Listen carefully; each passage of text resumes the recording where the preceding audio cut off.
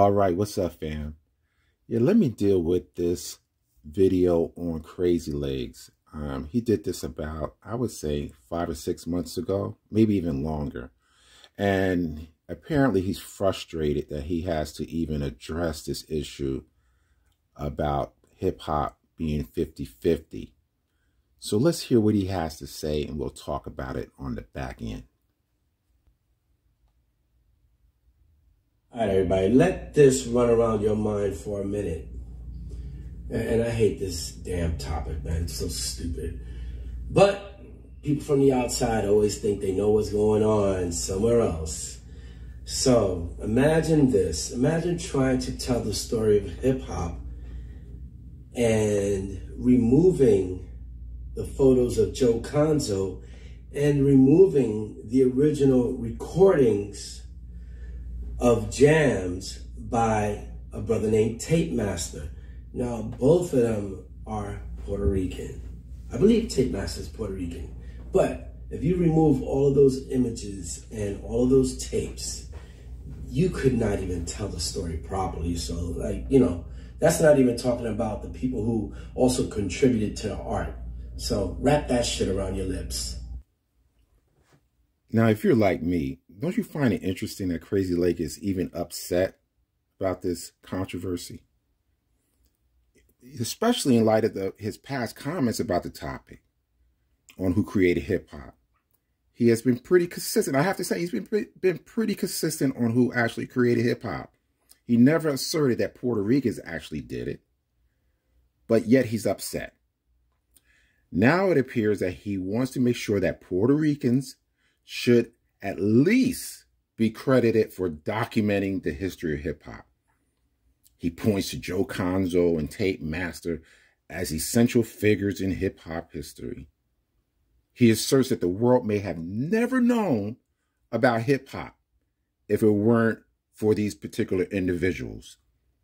He also seems to suggest that had it not been for the recording of the music or the taking of the photos, the world may not even know about the culture. That's pure nonsense, man.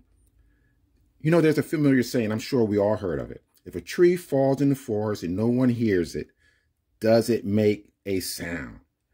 In other words, what he's saying, this is how I interpret it. What he's saying is, if it were not for these photos from Joe Conzo and these mixtapes from Tape Master, there would be no memory of hip hop.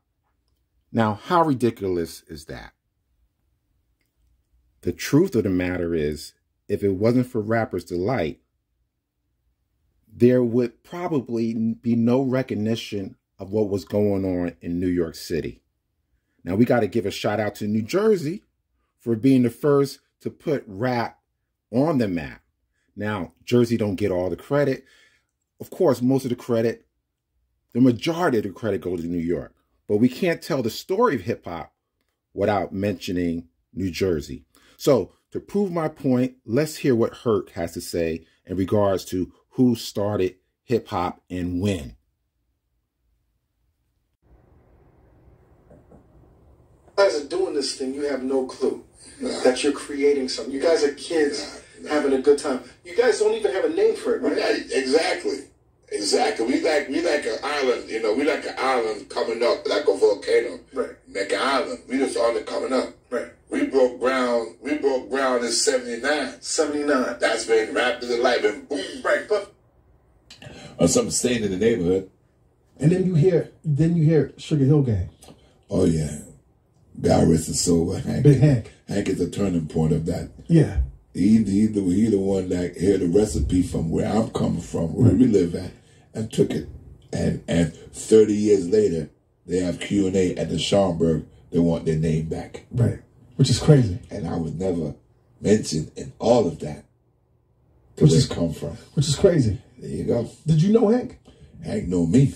He knew you. He knew where it come from. He would come to your parties, or he knew where it come from. Right. He's from the neighborhood. He's from the neighborhood. He was always on the outside. Right. He had a big mouth. Right.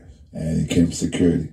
And after he come for security, working for Cold Crust, you could rip off a couple lines or two. You could say, I mean, that's memory, and that's how Hank was. And that's what he did. Took it to Jersey, Didn't say where you get it from. And truth be told, it's in their documentary. So I'm not throwing no stone. No, everybody knows. Dead. I'm not saying anything to her. But that's where you can say, Sugar Hill Gang robbed hip hop. Yes. And then created it at the same time. Thank you. Now check this out. Herc sees it the way I see it. He recognizes that it was Rapper's Delight, Sugar Hill Gang, that brought the attention of hip-hop to the world. It wasn't no Joe Conzo or Tape Master. All right? We just want to get the record straight. I want you guys to take a listen to this interview Star from the Star Report did with Crazy Legs. Or the Caribbean. I mean, they had their own style, their own swag, but that programming of music was not here on radio, on television. Funk in the South, and those are foundational Black Americans. Go ahead, sir. I would agree 100% with that. Years younger than me. I was born in 64. I think you were born in 66, right? Yeah. I have nothing but the utmost respect for your contributions, your knowledge, your impact, and your legacy. I want to ask you this though, but before you go, myself moving from New Jersey, the beautiful suburbs, to Brooklyn, New York at first, late '81. I wasn't really into hip hop.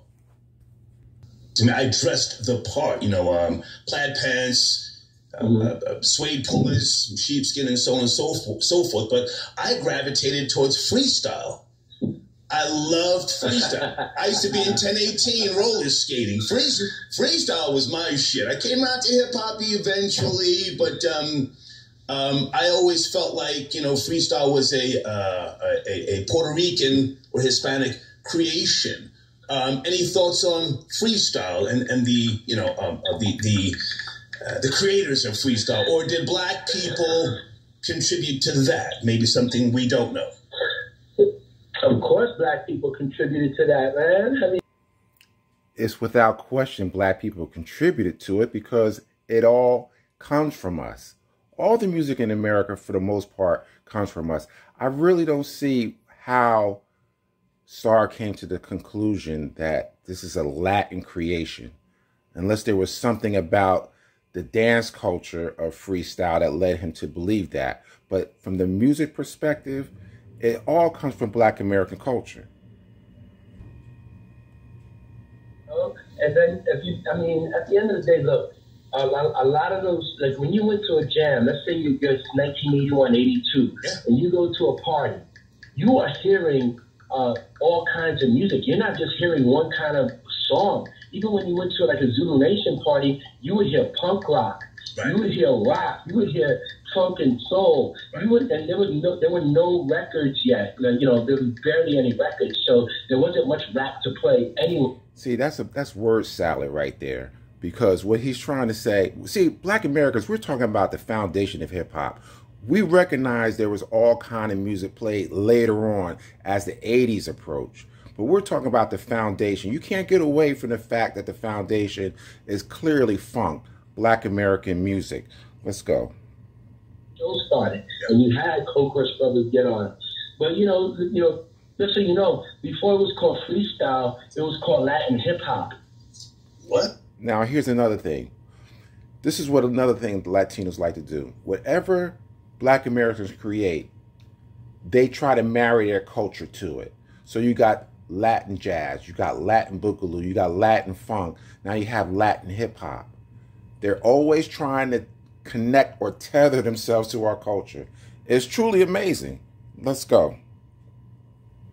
Because again, it was our own thing from within the same community. So you saw Black people at those same freestyle jams because we were all rocking with each other. Yeah. And that's the thing. It's like, this isn't about people I don't think anyone should walk around saying Latinos created hip hop.